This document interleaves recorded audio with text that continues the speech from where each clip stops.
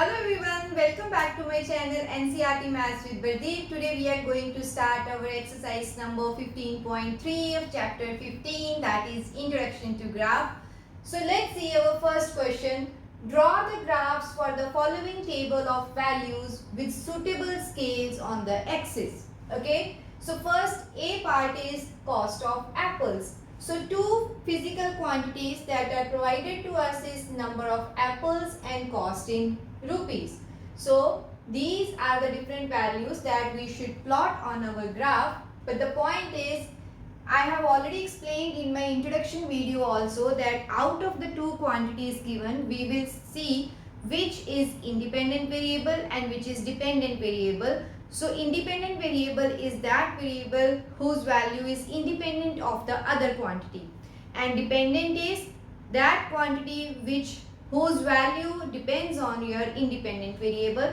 So here we can see number of apples, that means any number of apples you can buy, so that is independent of the cost. But cost that you have to pay while buying is, it depends upon the number of apples that you have purchased. So cost is dependent and number of apples is independent quantity. So always independent quantity should be on x-axis and the dependent one is on y-axis. So that means number of apples we will plot on x-axis and cost will be on y-axis. So let's first mark our axis. So let it be this as x-axis and this as our y-axis. Okay. So this will be origin. So now the first thing is we should mark our axis. So x-axis I will plot number of apples. So I will mark here number of apples. So whatever quantity is given here, that you should mark. Okay. So this is our x-axis. This is y-axis. On x-axis it is number of apples. So values are 1, 2, 3, 4, 5. So small values are there. So for 1 unit you can take 1 value. Okay. So let's extend it to 6. Now on y-axis we should mark our cost. Cost in rupees. So we will write it here, cost in rupees. Okay.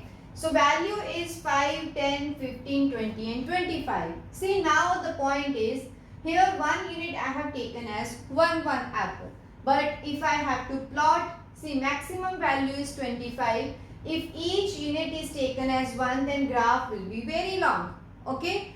So to avoid that, we should take a proper scale. Okay. So that the graph looks nice. For in this case, see, these all are 5 multiples, 5, 10, 15, 20 and 25. So I will take 1 unit as 5. Actually, you are free to use any scale. You can also take 1 unit as 10. So it will be 10, 20, 30. Then it is very small. So better is if I take 1 unit as 5, 10. See, this is 5, 10, 15, 20 and 25. Okay. So now I will plot this, but I should mention scale also because they have asked to mention the scale. So we will say on y-axis what I have used, 1 unit as 5 rupees. So 1 unit or 1 square is equal to rupees 5. Okay. And on x-axis each block or each unit is 1. So we will write on x-axis 1 unit is equal to 1 apple. So this you should mark on your graph. Now let's plot these points. First is for 1 apple cost is 5. So 1 apple cost is 5. So this will be our point. First let it be A. So we will mark this as 1, 5.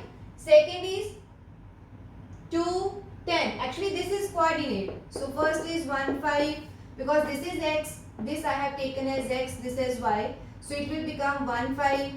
Then it is 2, 10. Then it is 3, 15. 4, 20 and 5, 25. Okay. So now second is 2 2 and 10. So this is 2, move up and this will be your 10. Okay. Next is 3, 15. So it is 3 and 15. So this is C, 350. Next is 4, 20. Okay, and 5 with 25. So this is the point. 5 with 25, let it be E. So plotting means now we should join them. So join with your scale. Okay. So this is the graph for A part. Now let's move on to the B part. So now let's see the B part. Distance traveled by a car. So now two quantities are again given, that is time and distance. So time is from 6 am to 9 am and distance is 40, 80, 120 and 160. So again these two quantities should be plotted on our graph. Again time is independent and distance covered is dependent on time, because at what time what distance has been covered is given in this table. So now we should plot these values on our graph. So independent variable is time, it should be on our x-axis, and distances in kilometers should be on y-axis. So let's first mark our axis. So let this be the y-axis.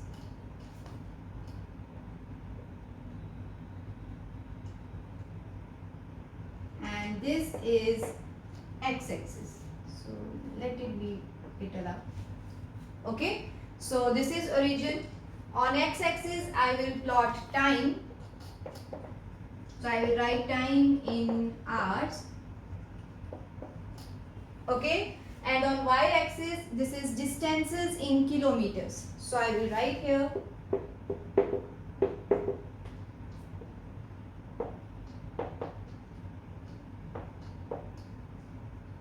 Okay. So now we should mention our scale. To mention scale, see, on x-axis only 4 values are given, 6, 7, 8 and 9. These are consecutive values. So I can take, see, 6, 7, 8, 9 can also be taken, but then this graph will look so compact. So what I will do is I will take 2 units to mark 1 hour. Okay, this is up to you. So let it be this as 6 am. Then 7 am means 1 and 2. 2 squares will represent 1 hour. You can take 4 also. You can take 6 also, depending upon the length of your graph sheet. So this is 1, 8 am, and again this will be our 9 am. Right? So 2 units are representing 1 hour. So I will write on x-axis 2 units equals to 1 hour. Okay. So now what we should take on y-axis? See, 40, 80, 120 and 160, again multiples of 4. So I can take 4, 8, 12 and 16. But then again that graph will be very small. So if I take multiples of 20, suppose this is 20, 40, 60, your graph should look presentable. So you should not take scale as very small, then also your graph will be very small, or you should not take the scale as so big that full sheet is covered. So you should keep in your mind that your graph should look presentable and of a medium size. So this is 140 and 160, so 180 and 200. Okay. So I can mark one extra value here, that is 10 am. So now let's plot the point. This is 6, 40. So this is our first point, 6, 40. Then 780, 8, 120 and 9, 160. So we should mention scale also. So on y-axis what I have taken, see, 1 unit or 1 square equals to 20 kilometers. So this also I should write, 1 unit is equal to 20 kilometers. Now let's plot our points 6 and 40. So this is 6, we'll go up, this is 40, so this is our first point. Okay. Next is 780. So this is 7, we'll go up for 80, this is our So let it be A. So this is 6 comma 40. Let this be B. This is how much? 7 comma 80. So now the third one is 8 120. So this is 8, this is 120. They will meet here. Okay. So this is C, 8 comma 120. And next is D as 9 and 160. So this is 9, this is 160. So they will move and intersect here. Okay. So D as how much? 9, 160. Okay. These are the 4 points. Now we will join them. Okay. So this is the line graph for this data. Now this data or this question also has some questions to be answered. Let's see how much distance did the car cover during the period 7:30 a.m. to 8 a.m. That is how much distance the car has covered in half hour between 7:30 to 8 a.m. So how to solve this? First we will mark the distance at 7:30 a.m. then the distance at 8 a.m. and subtract them. The difference will be our answer. So let's see here.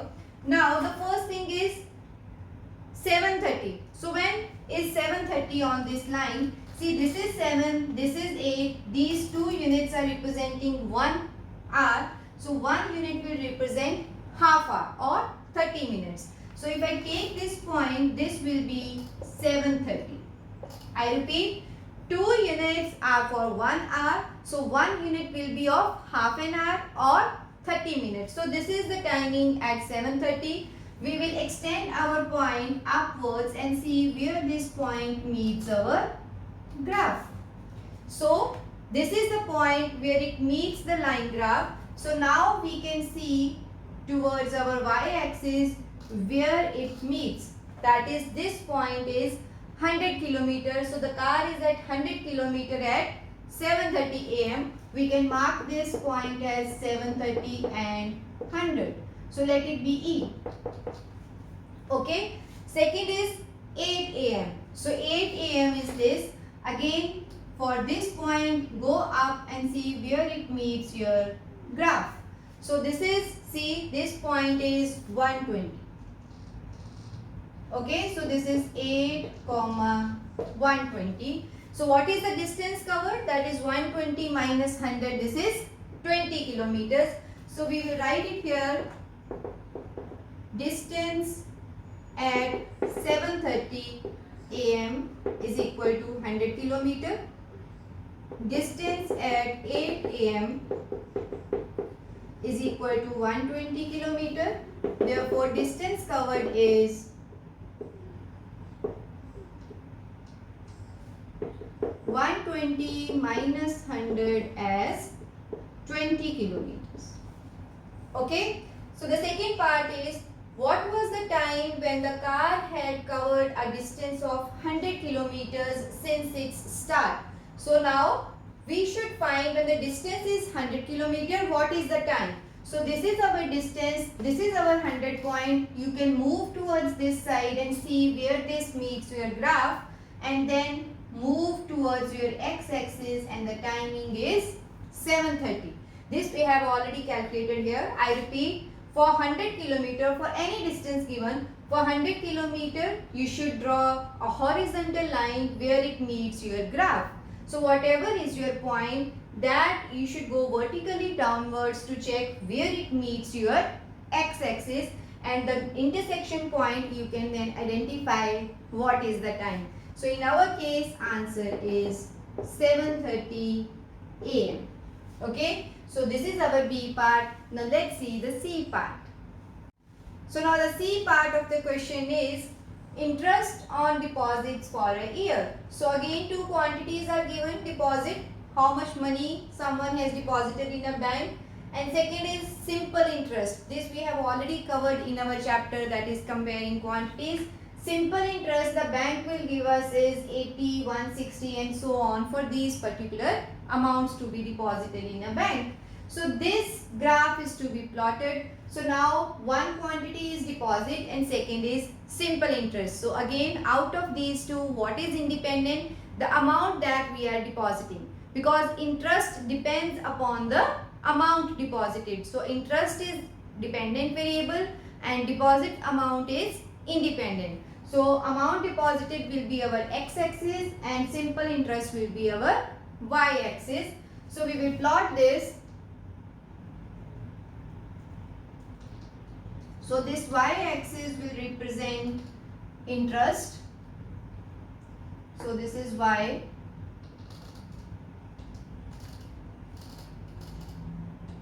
And this is x. Okay, this will be origin. So this is deposit in rupees, and on this side whatever it is written, that is simple interest. Units also you should mention in rupees. Okay, so now let's see the units. Here it is 1000, 2000, so 1000 difference is there. Since again to make the graph more clear and presentable, I am taking 2 units to represent 1000 rupees. Okay, so this is 1000, 2000, 3000, 4000 and 5000. Okay, so on x-axis I have made these markings, that is 2 unit will represent 1000 rupees and for 1 unit it is rupees 500. Now let's see what is our y-axis.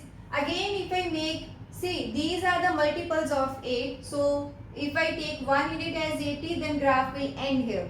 To make the graph more presentable, same thing I am using here, that 2 units I am taking for 80. So 1 unit, leave 1 unit and second unit will be marked as 80, then 160, then it should be 240, then 320 and then 400. Okay, so first thing is we should mark units now or scales. So scale means here 2 units are representing rupees 1000. So we will write on x-axis 2 units equals to rupees 1000. Okay, and for y-axis 2 units equals to how much? 80 rupees. So this is equal to rupees 80. So now let's plot our points. First is 1000 with 80. So this is 1000, this is 80. So they will meet here. Let it be A, that is 80 with, sorry, first we should write x-axis. So this is 1000 and then 80. Okay, always write x coordinate first. Second is 2000 and 160. So this is 2000, we will move up. This is 160, they will meet here. So this is our point B, that is for 2000 rupees 160 is interest. Next is 3000 with 240. So this is 3000, this is 240, they will meet here. So this is our point C, that is with 3000 240. Okay, next is 4000 and 320. So this is 4000, this is 320 and they will meet here. So D point is 4000 with 320. And last is 5000 with 400. So this is 5000, this is 400, they will meet here. So this is my E point, that is 5000 with 400. Okay, so now we should join these points. So like this. So this is the graph for this table. Okay, so now the first part is, does the graph pass through the origin? Okay, see if you extend this graph, extend this line, what will happen is it will definitely pass through origin, because if no deposit is there, no interest will be there. So now this is yes. Okay, yes, this passes through origin. Second is, use the graph to find the interest on 2500 rupees for a year. So first we should find where is 2500. See again, this is 2000, this is 3000, middle of this will represent 2500. Okay, so this point is 2500. Now how to find interest for this value? Just go up and see where this point meets your graph. Okay, so we will go up here and see this point is this one. So what is the interest? Go towards this side, towards your y-axis, and see where it meets your y-axis. So we will come to this side and this point. See now how to calculate this point. This is 160, this is 240, and this is exactly in the middle. So what is the difference here? 80, and for half it should be 40. So 160 and half is 200 now, because total difference is 80 units, 40 for this, 40 for this. So 160 and this is 200. Okay, so this point will be 2500 and 200. So we will say interest is rupees 200. Okay, third is to get an interest of rupees 280, how much money should be deposited? Now this is the reverse of the second part. Now interest is given to us. First let us see where this 280 will be. See, 280 will lie in these 2 points. So this is 240 and 320. So difference is again 80. 80 half is how much? 40. Okay, if we add 240 plus 40, this point is 280. Understood? Find the difference and accordingly adjust your point. So 280 is exactly midway between 240 and 320. So now what we will do is we will go horizontally and see where this meets our graph. Okay, and whatever the point is, just move down towards your x-axis and see where it intersects your x-axis. So exactly this point. Okay, so now we will calculate this value. This is again midpoint of 3000 and 4000. So exactly halfway between them. So the value will be 3500, or this point is 3500 and interest is 280. So we will say what is the amount to be deposited to get 280 as interest? That is our 3500. I hope this is clear how to use your graph to find the given values. So this is our question number 1. This is all about this video. See you in my next video with the next question of this exercise.